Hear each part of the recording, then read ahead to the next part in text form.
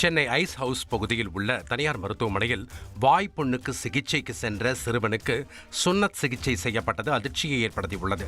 மீனாம்பாள்புரம் பகுதியைச் சேர்ந்த விஜய் ஆனந்த் விஜயலட்சுமி தம்பதியினரின் 9 வயது மகன் ஜெயவர்தனுக்கு வாய்ப்பகுதியில் கட்டி ஏற்பட்டுள்ளது.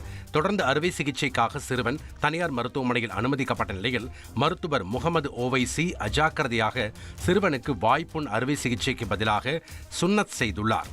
இந்த சம்பவம் தொடர்பாக போலீசார் விசாரித்து வரும் நிலையில் மருத்துவர் மீது உரிய நடவடிக்கை எடுக்க வேண்டும் என சிறுவனின் உறவினர்கள் வலியுறுத்தியுள்ளனர்.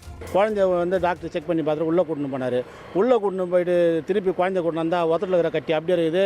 சுண்ணத்து பண்ணி கூட்டின்னு வந்து குழந்தைய பெட்டில் கழுத்துறாரு. என்ன சார் நீங்கள் சுண்ணத்து பண்ணி வைக்கிறீங்கன்னு கேட்டதுக்கு அவர் என்ன சொல்கிறாரு, நான் ஏதோ ஒரு ஞாபகத்தில் பண்ணிட்டேன், இருங்க பேசிக்கலான்னு அவர் தகவல் சொல்கிறாரு. நாங்கள் உடனே காவல் நிலையத்தை தொடர்பு கொண்டு புகார் கொடுத்தோம்.